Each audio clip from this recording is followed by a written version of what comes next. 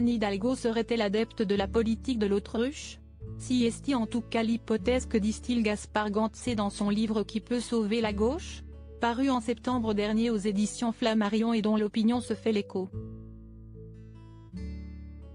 L'ancien conseiller en communication du président François Hollande a côtoyé Anne Hidalgo à la mairie de Paris de 2008 à 2013.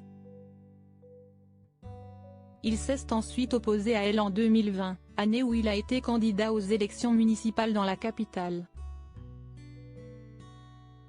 Gaspard Gantz commence par dresser un portrait flatteur de la maire de Paris, expliquant qu'il a été impressionné par la détermination tranquille de celle qui était alors l'adjointe de Bertrand Delanoë.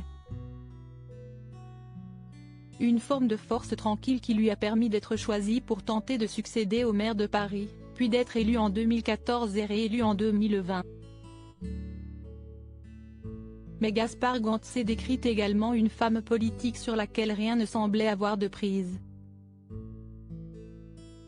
Anne Hidalgo, Emmanuel Macron, Valérie Pécresse. Voici le métier des candidats avant de se lancer en politique. Quelle part de responsabilité pour le parti? Toutes les moqueries et les attaques semblent glisser sur le plumage de la maire de Paris, selon le livre de l'ancien conseiller en communication.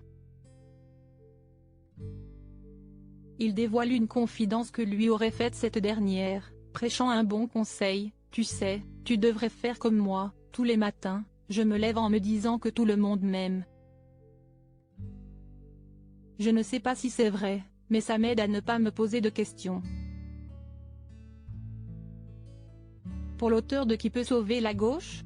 L'hypothèse du déni peut expliquer qu'Anne Hidalgo se soit entêtée à maintenir sa candidature à l'élection présidentielle de 2022, en dépit des sondages. Mais Gaspard Gantz pointe la responsabilité du PS dans le score final de 1,75%, le plus faible jamais enregistré à une élection présidentielle. Il tense un parti sans boussole idéologique, qui ne sait plus vraiment où il habite. Une faiblesse de programme et d'organisation qui aurait pesé sur la candidature d'Anne Hidalgo. Crédit photo, Stéphane Le Mouton.